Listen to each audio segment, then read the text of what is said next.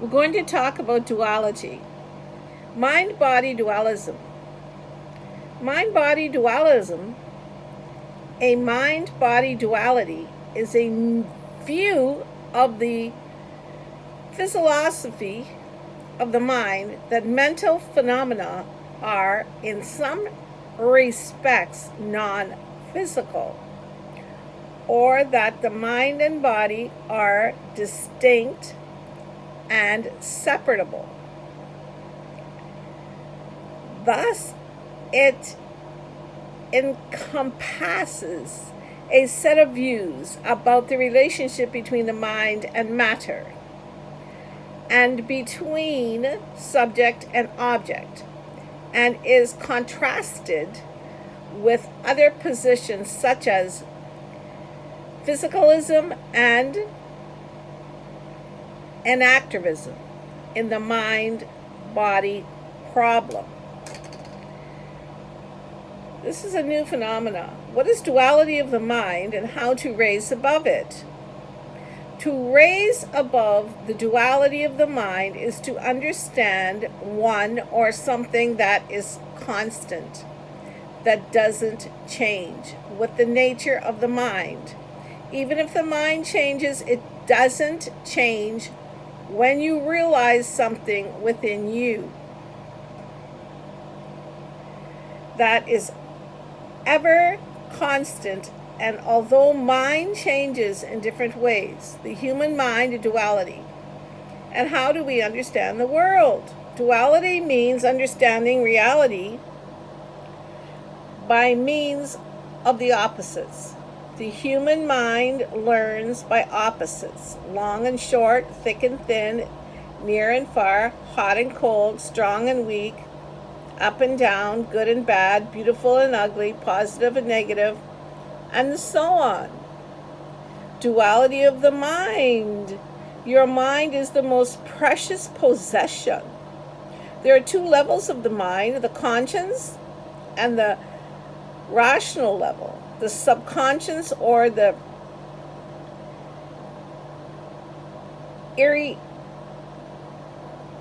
irrational level. So you can have an irrational level, which is the subconscious mind. You think with the conscious mind, and whatever you habitatly think sinks down into your subconscious mind, which then creates the thoughts. Nature of the thoughts has a huge influence.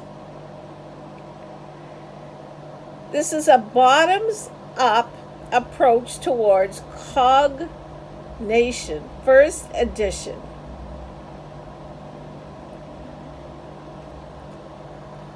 Dualist is the philosophy of the mind, emphasize the radical difference between mind and matter.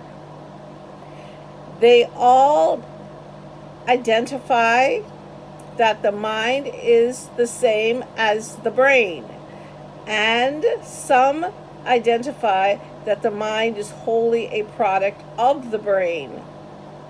Now we have the philosophy of the mind, which is the basic philosophy of dualism. Is the position that the mind and the body are in the same categorical way separate from each other, and that the mental phenomena are, in some respects, non-physical in nature. It can be traced back way back to the yoga schools of Hindi, which was a philosophy, but it was most precisely formulated in the 17th century. So the dualistic mind is essential binary either or thinking. It knows by comparison, opposition, and differentiation. It also descriptive words like good, evil, pretty, ugly, smart, stupid, not realizing that there are 100 degrees between two ends of each spectrum.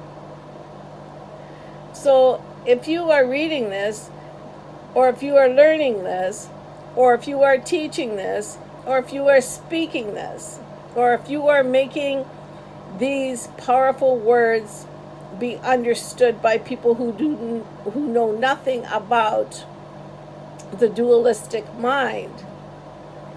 These are sets of dispositions to behave in a certain ways as pattern of neural activation, or as the skin,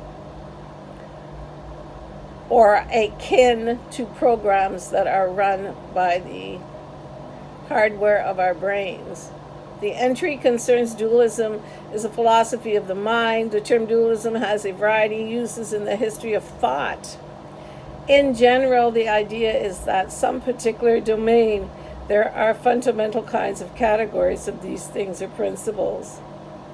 So I just thought that I would just, mind and body and dualism is a view, is a philosophy of the mind, of the mental phenomena area, in some respects non-physical, that the mind and the body are distinct and separate property. Dualism is a position of the philosophy of the mind, which holds, although the word composed or just kind of substance, the physical kind, there exists two distinct. So there you go.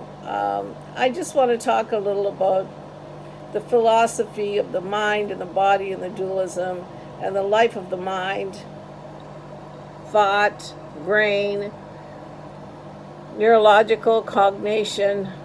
All of these things are to do with how we act, how we learn, how we behave, the subconscious mind, the conscious mind, and why we do the things we do, and why it's a critical difference between the truth and the meaning.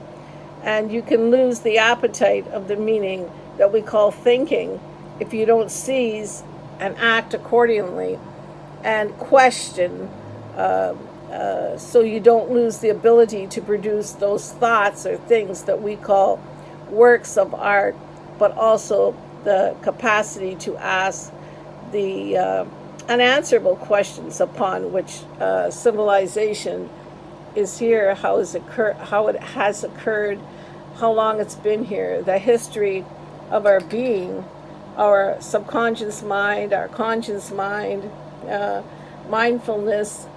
It just goes on and on and on and on and on. Anyway, signing off right now with deep thinking, brainstorming. And why do I have a picture of me and my horse out in King City is simply because at the time my subconscious mind has been with horses since 1830 with my great historian, great-grandfather, Henry Rose Schoolcraft, who was a famous historian. He's in the history books. Henry, HenryWe